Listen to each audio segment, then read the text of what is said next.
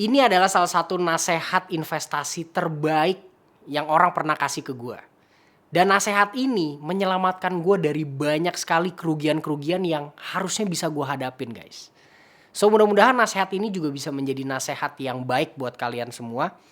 Supaya kalian itu terhindar dari kerugian-kerugian besar yang lu bisa alamin selama kalian investasi saham sepanjang hidup kalian.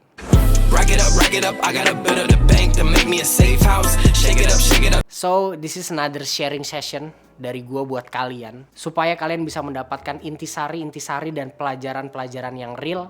Sehingga kalian tidak melakukan kesalahan seperti yang gue lakukan. Sedikit background story ya. Gue ini adalah seorang pegiat profesional di pasar modal.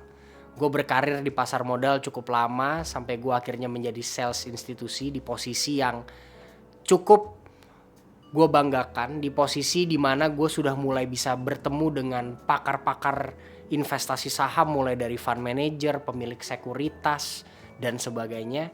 Jadi banyak sekali insight-insight dari mereka yang mereka kasih ke gue dan itu sangat beneficial buat perjalanan investasi gue selama ini.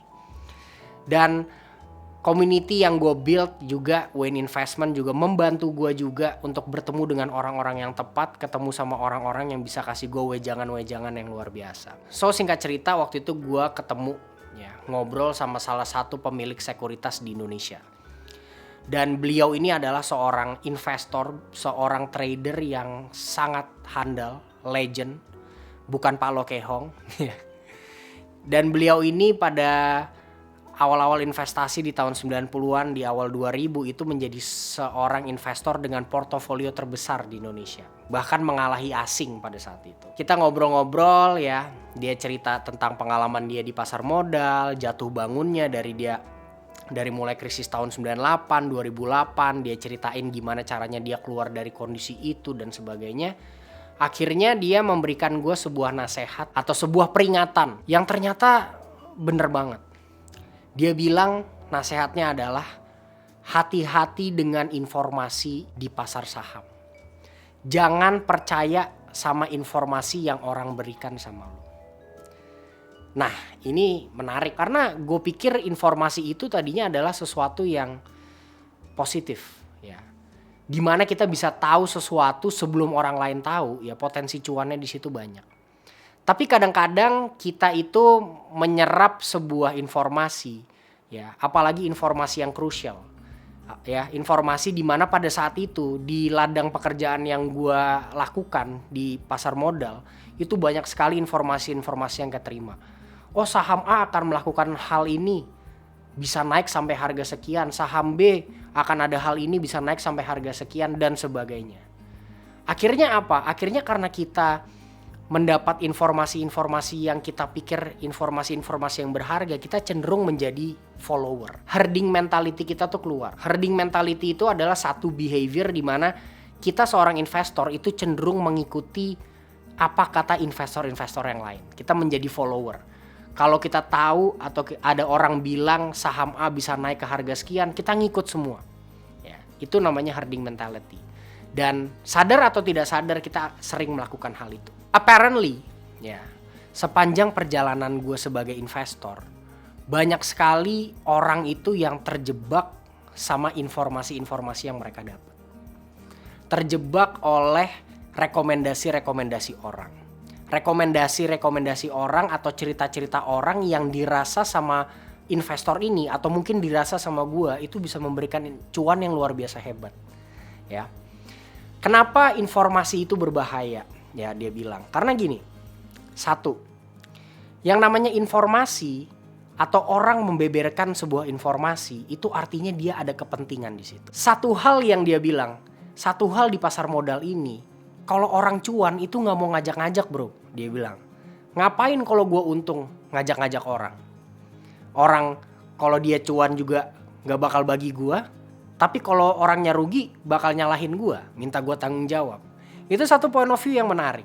Jadi dia bilang kalau ada orang yang membeberkan sebuah informasi, artinya dia ada kepentingan untuk cuan di situ.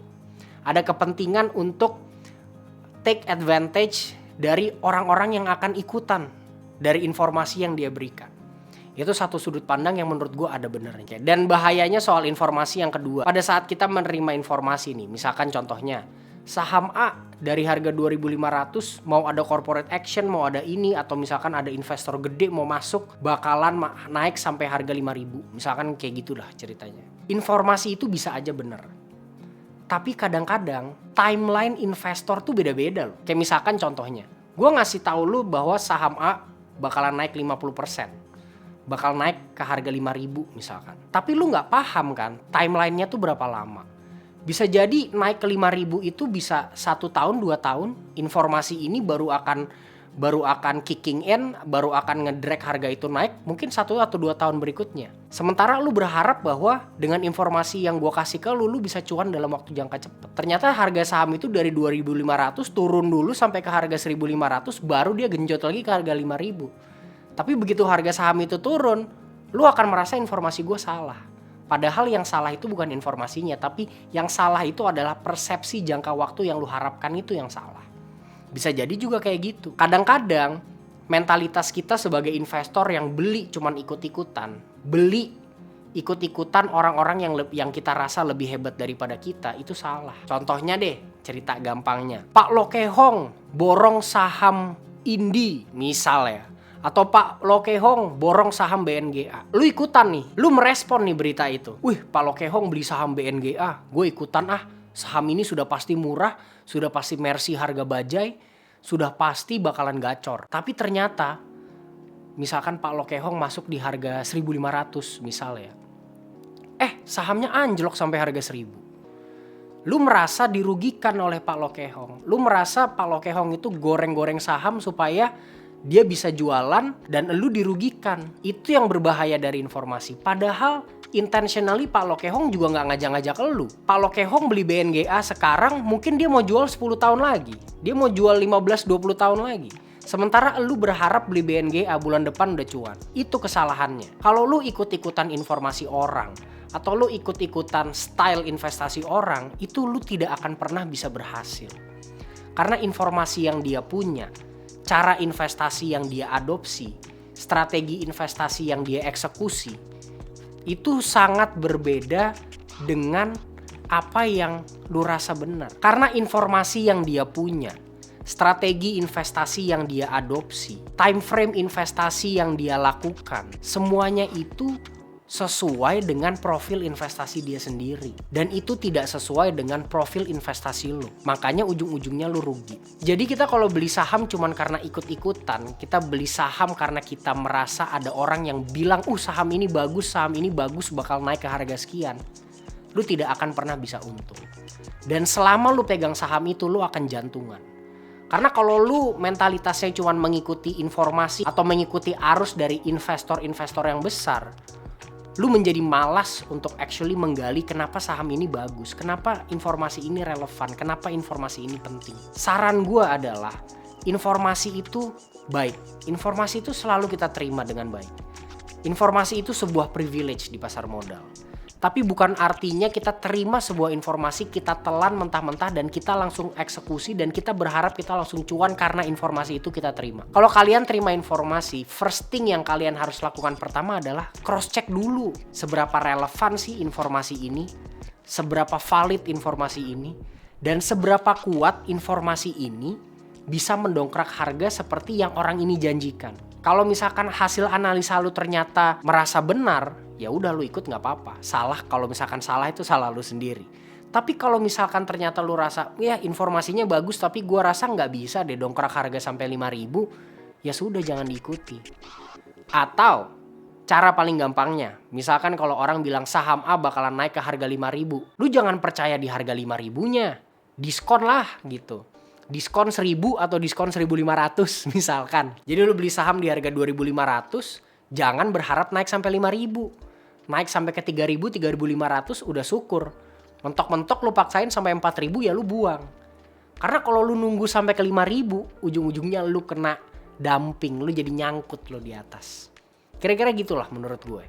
Jadi moral of the story-nya dari nasihat ini adalah kita jangan terlalu percaya dengan informasi yang kita terima. Kalau kita terima sebuah informasi, kita saring dulu. Kita analisa dulu, do your own research. kita validasi kebenarannya dan kita validasi impactnya. Seberapa impactful sih sebenarnya informasi ini terkait dengan harga sahamnya, itu harus kita validasi. Dan yang paling penting juga adalah kita jangan terlalu menjadi investor yang punya mentalitas herding mentality. Ngikutin arus atau ngikutin cara investasi orang lain. Karena cara investasi orang lain itu belum tentu sesuai dengan cara investasi lu. Belum tentu sesuai dengan teknik investasi lu. Belum tentu sesuai dengan psikologis investasi lu. Lu harus cari. Lu harus tahu dulu. Gua itu sebagai investor, personality gua tuh apa. Psikologis gua tuh bagaimana. Dari situ baru lu crack cara strategi investasi yang bener dan cocok buat gua tuh gimana. Kira-kira itu aja sih. Lu punya nasihat-nasihat investasi lain yang mungkin bisa di-share buat teman-teman gak? Kalau ini bermanfaat, jangan lupa like, comment, subscribe, atau share ke teman-teman yang lain. Semoga bermanfaat, semoga nasihat ini bisa menjaga kalian dari kerugian-kerugian besar yang bisa kita hadapi di market. Thank you guys, sampai ketemu lagi di konten-konten berikutnya.